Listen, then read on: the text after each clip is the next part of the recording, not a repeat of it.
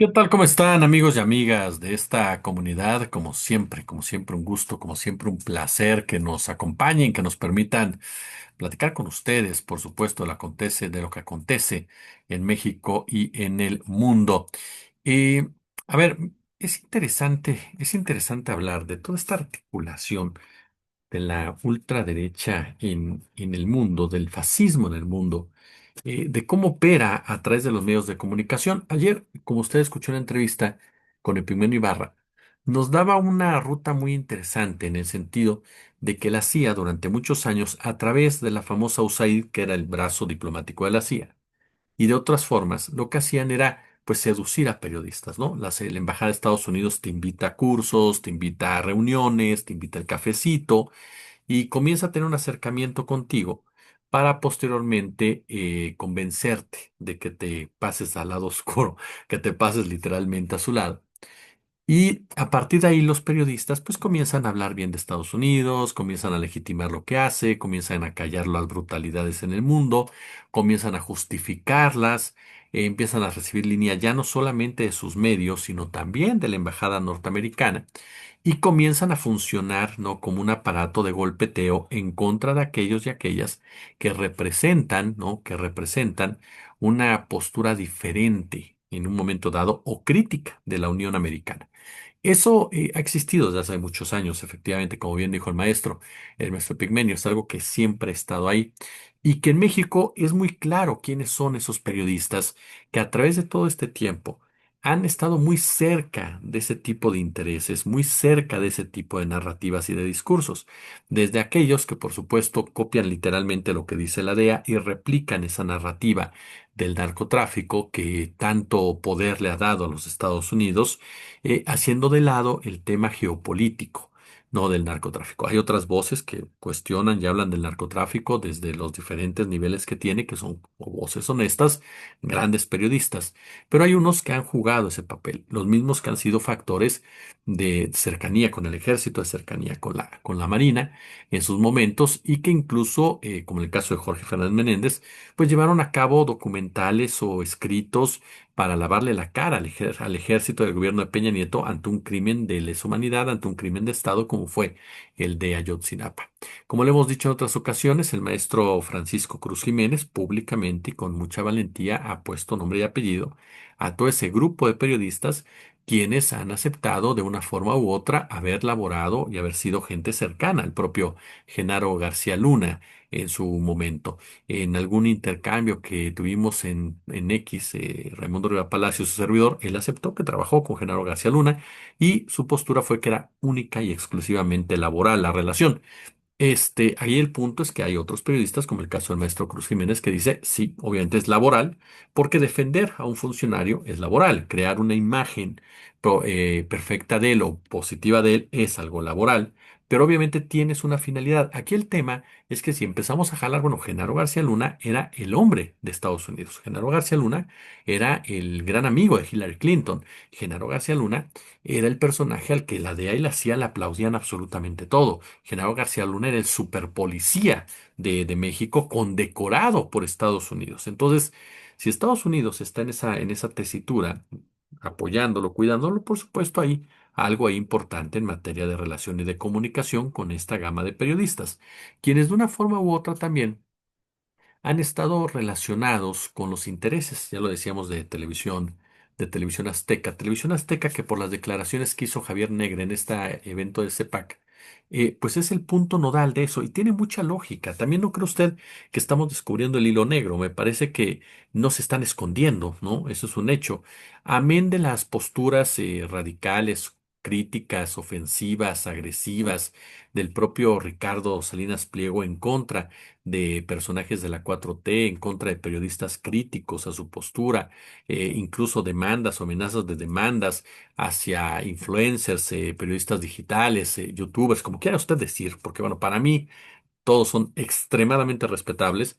A mí, sinceramente, esa cuestión de llamar peyorativamente a alguien influencer o youtuber, no sé por qué. Desde el momento en que tú transmites en YouTube, ya eres un youtuber, ¿no? Y lejos de parecer algo peyorativo u ofensivo, pues me parece que es algo como que discriminativo, ¿no? En un momento dado que sinceramente, pues no encaja, no encaja o no deberían encajar en un discurso. Pero bueno, ese es otro tema. El punto es que Ricardo Salinas Pliego, yo utilizo el término para ubicar en los casos en donde Ricardo Salinas Pliego, pues lanzó estas acciones en contra de diferentes periodistas digitales, diferentes comunicadores digitales y los cuales incluso llevaron el tema con Andrés Manuel López Obrador y demás. Pero si usted se ha dado cuenta, señor Pliego, siempre ha ido en contra de Jesús Ramírez Cuevas, siempre ha ido en contra de Max Arriaga, de Citlali Hernández, o sea, de toda esa rama, ajá, que él define como los zurdos de mierda. No ha sido nunca tan duro ni tan crítico del lado neoliberal de la 4T, del lado derechoso de la 4T, como puede ser un Marcelo Ebrard Casaubon, como puede ser un Omar García Harfuch, como puede ser también, por supuesto, que le gusta un Alfonso Romo en su momento, como puede ser una Tatiana Cloutier, como es una Altagracia. O sea, con ese grupo, Ricardo Salinas Pliego difícilmente tiene diferencias. Sus diferencias netas son con el grupo que se ha ubicado o que se define como de izquierda o izquierda radical, ¿no? Y que está dentro precisamente de ese ecosistema. Y eso es a lo que voy. Salinas Pliego es pariente directo, es el tío, ¿no? Del responsable de lo que es la red Atlas Network. Esta red que ha jugado un papel determinante en Estados Unidos a favor del fascismo, en la legitimación de discursos, en la normalización que financia, ¿no? En Estados Unidos a una buena cantidad de podcasts, que prepara a una buena cantidad de oradores, de podcasters que los prepara para salir en YouTube, para salir en otras plataformas, TikTok, en fin, Facebook y demás, y que puedan dar sus puntos de vista que convenzan a un electorado target para que se inclinen a favor del fascismo, para que se inclinen a favor de la ultraderecha. Le quitan ese rostro macabro, brutal al fascismo y entonces hablan de los beneficios que este puede traerle a una sociedad, pues golpeada por el desempleo o la violencia. Una sociedad en donde claramente, pues hablamos, ¿no? Hablamos de que si los jóvenes ven que hay mucha violencia, pues te dicen, yo te voy a dar el orden para que ya no haya violencia, pero no te dicen, no como el señor Nayib Bukele, que ellos fueron gran parte de los generadores de esa violencia que ahora a ti te está carcomiendo. Eso por un lado, el lado económico también, no te dicen que ellos provocaron las crisis, que ellos con los privilegios que llevaron a obtener son los que han generado los niveles de desempleo, la precarización laboral, la falta de ascenso social, la falta de promociones, en fin, todo ello. Entonces, nada de eso te lo comentan, pero te ofrecen salidas económicas. Y nos topamos, por ejemplo, con lo que hace Milei, ¿no? Javier Milei es un libertario fascista en todos los sentidos. Yo sé que los estudiosos, que no debato con ellos porque saben mucho más que yo, dirán, no, Jesús, mira las características. No, para mí, sinceramente, todos estos vatos están metidos en el fascismo, así de claro, de una forma, de un grado u otro, o imaginados de una forma u otra, pero son parte de ello, sinceramente. No, entonces mi ley está dentro de eso. Y si no es un pinche lacayo, pero es un lacayo de un fascista. Y en ese sentido, ¿qué acciones lleva a cabo Milei? Una reforma laboral esclavista completamente. ¿Qué reformas lleva Bukele? ¿Qué reformas lleva Noboa persiguiendo, como bien nos dijo Miquel Hugo Noboa, que vamos a platicar con él después, deteniendo al alcalde de Guayaquil, una dictadura total la de Ecuador como tal? Entonces nos topamos, sinceramente, con toda esta gama de personajes, ¿no? Que responden a una perfecta, pero que si usted ve a sus cuadros comunicacionales, esos cuadros comunicacionales son los mismos que presenta la Red Atlas.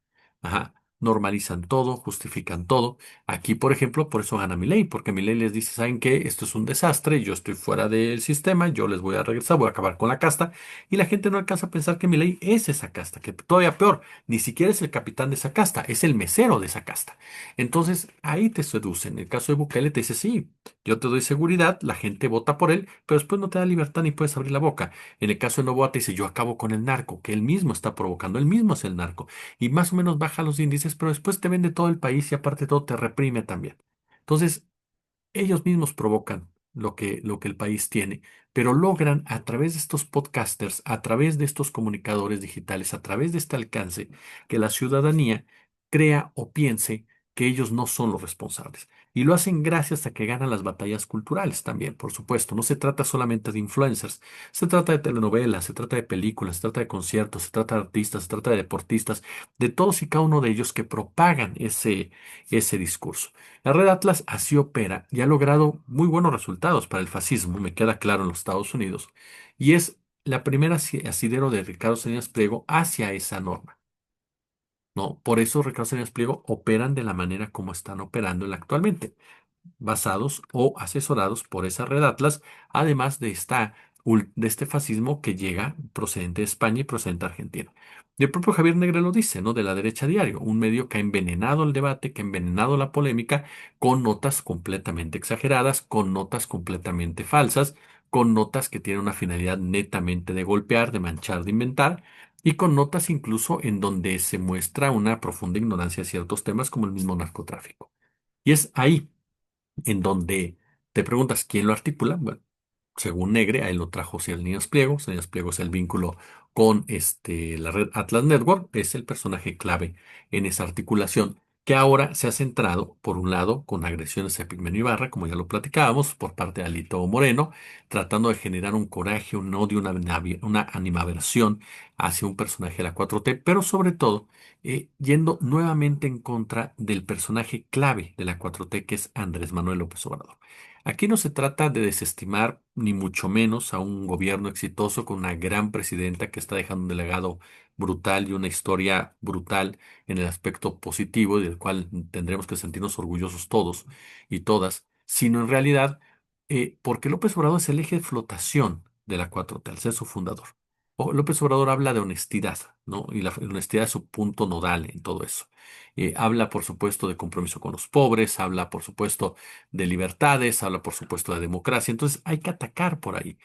Hay que decir que era un autoritario, que era un dictador, para que no pueda presumir de libertades. Hay que decir, por supuesto, que fueron los empresarios los que sacaron a tantos millones de personas de la pobreza para que López Obrador no pueda, en un momento dado, presumir que él fue el que lo sacó, al igual que el aumento salarial. Y hay que decir con todas sus letras que es un narcopresidente. ¿Por qué? Porque así no puede hablarnos de honestidad.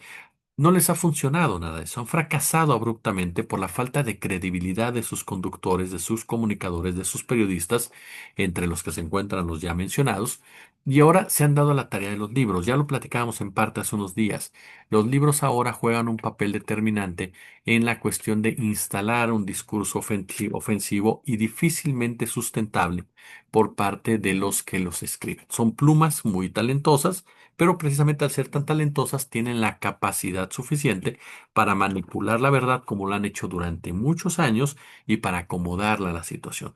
¿Qué buscan al golpear al AMLO? AMLO, ya se los decía, este tema, por ejemplo, del libro de Julio Scherer, que le dedicamos este otro segmento, porque me parece que va muy articulado ya con lo que hemos visto. Y eso es lo más importante. Como bien dijo el doctor César Pineda, hay que tener cuidado con esta ultraderecha porque hoy dan risa, pero mañana dan terror. Y me parece que comienzan ya a crear las expectativas y a crear los escenarios para dar ese terror.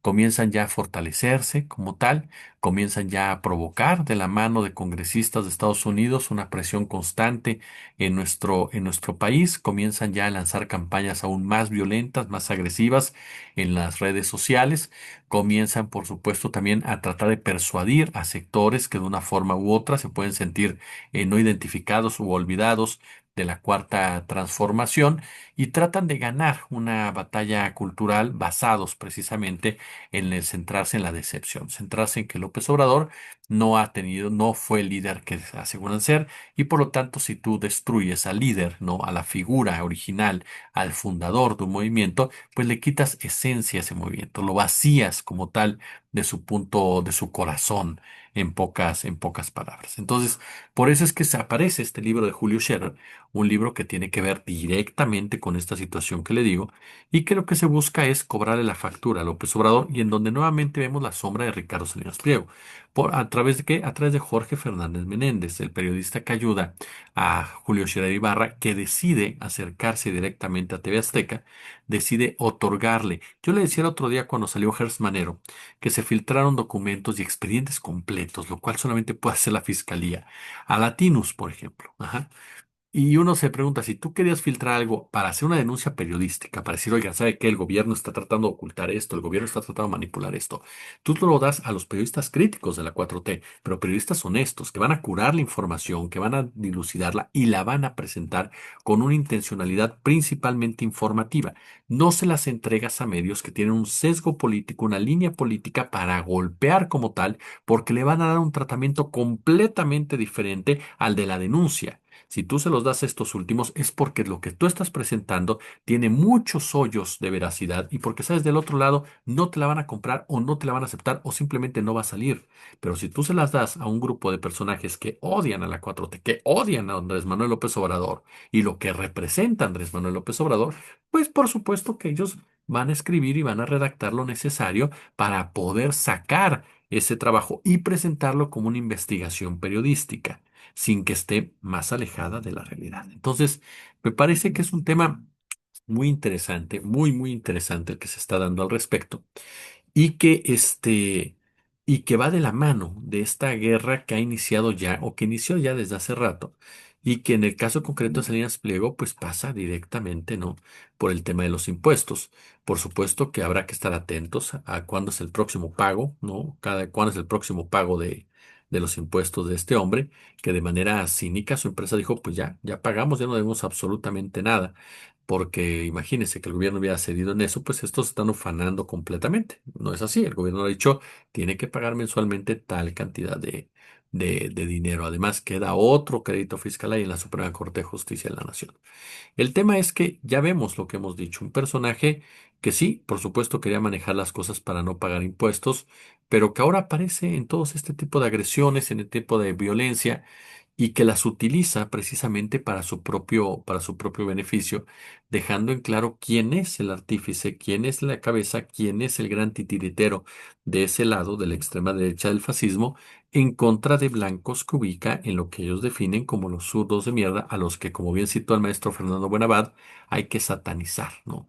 Literal, se los digo, Estados Unidos, el fascismo de Estados Unidos va por toda la izquierda, va por desaparecer la izquierda del continente. ¿Por qué razón? Porque así garantiza el sistema quedarse, perpetuarse, tal vez con mayor medida, tal vez más extremos, tal vez menos radicales, pero todos cortados por la misma tijera. Justo lo que hicieron en Estados Unidos, en donde la famosa izquierda, por lo menos izquierda partidista, hace años que dejó de existir. Hace años que no pinta realmente a Estados Unidos. Muchos han hablado de Bernie Sanders. Bueno, Bernie Sanders ni siquiera logró convencer a una camada de personas. ¿Por qué? Porque para esa camada de personas Bernie Sanders era un comunista, ¿no? Bueno, está bastante lejos de ser comunista Bernie Sanders, ¿no? Pero que a final de cuentas, pues era uno de los rostros en ese aspecto que se fue diluyendo la posibilidad real de competir por el Partido Demócrata porque el propio Partido Demócrata le cerró las puertas. Y se las cerró porque hay que detener y desmarcarse y desaparecer a toda una izquierda.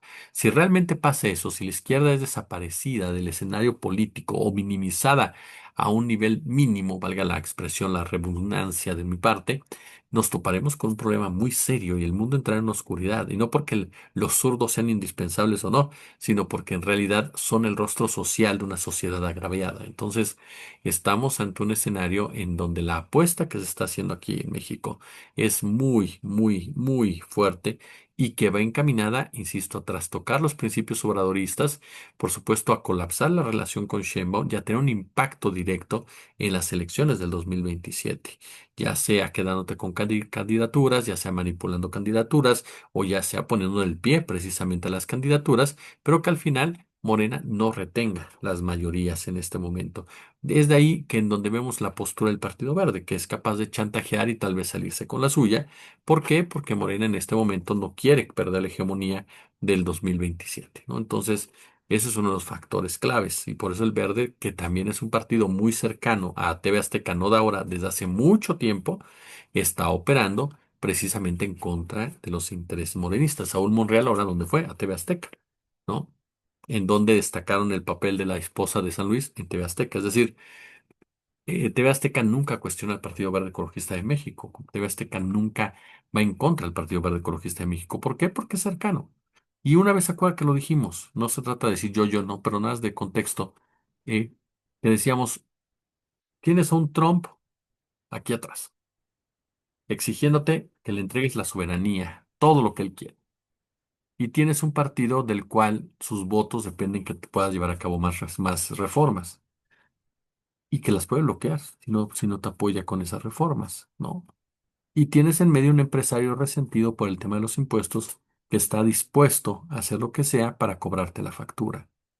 Entonces tienes tres cuestiones que se unen. Si a esto le agregamos esta cantidad de operadores tipo la CIA, como bien dijo en Pigmenio, en donde los comunicadores están ejerciendo literalmente como los obuses de esos intereses, pues hablamos de un momento en el cual la 4T, los que quieren cambiar las cosas de la 4T, tienen que estar más unidos que nunca y sobre todo tienen que trabajar mejor en el aspecto comunicacional para poder tener un mayor impacto y no dejarse llevar o no dejarse ganar, ¿no? por los integrantes de la ultraderecha. Dejar un poco de lado el triunfalismo y empezar a combatirlos con mayor ahínco, con mayor fuerza, porque ese es el secreto de la batalla cultural. De eso se trata, literalmente, mayor amalgama y por supuesto mayor dureza en el discurso contra la derecha para poder descalificar y evidenciar directamente a este grupo de tramposos, sobre todo de vendepatrias, así como también, pues caray, si me centro solamente en Estados Unidos para no herir susceptibilidades, hasta de pedrastas. Pulgares arriba, déjenme sus comentarios, su punto de vista y como siempre un gusto, como siempre un placer.